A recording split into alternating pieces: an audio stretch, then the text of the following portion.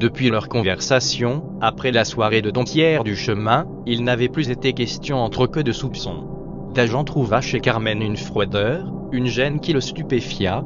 Toutes ces luttes à coups d'épingle, toutes ces déconvenues, toutes ces insensibilités, toutes ces mous, toutes ces rebuffades lui avaient brisé toute énergie, tout ressort.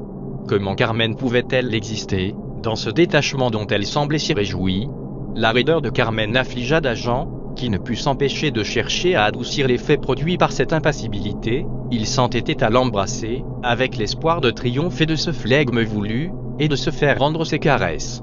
Peut-être aussi se mêlait-il à son calcul, sans qu'il s'en rende compte, quelque arrogance d'homme. Il était blessé du flegme de Carmen, voulait se prouver à elle-même qu'elle avait encore des moyens de plaire.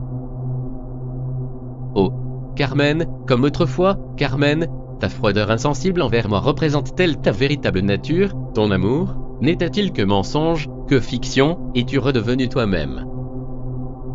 Carmen se revoyait à toutes les heures de son existence, sans une émotion qui dérangeât son calme, et cette uniformité, ce sommeil de l'amour qu'elle avait dormi, l'exaspérait.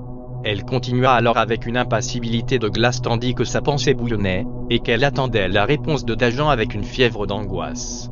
Carmen voyait Dagen pâli de colère, lui reprochant de s'être enfermé chez elle, et elle craignait de ne pas montrer assez de froideur. Consentez à me voir, prenez-en tous les moyens.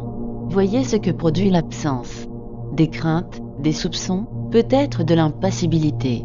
Un seul regard, un seul mot et nous serons heureux, mais l'amour véritable, en réunissant tous ces sentiments, ne saurait se prêter à cette tranquillité, à cette indifférence de l'âme, qui permet des comparaisons, qui souffre même des préférences.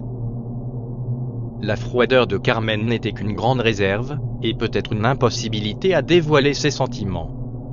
Un de plus, un de moins. Répliqua Carmen avec une impassibilité de glace tandis que sa pensée bouillonnait, et qu'elle attendait la réponse de Dagen avec une fièvre d'angoisse. L'indifférence de Carmen augmenta, quoique il ne paraisse conserver de leur conversation qu'une certaine contrariété. Encore n'était-ce guère qu'une nuance. Carmen, vous ne faites pas toujours ce que je vous conseille, et je crois cependant savoir mieux que vous ce qu'il faut faire.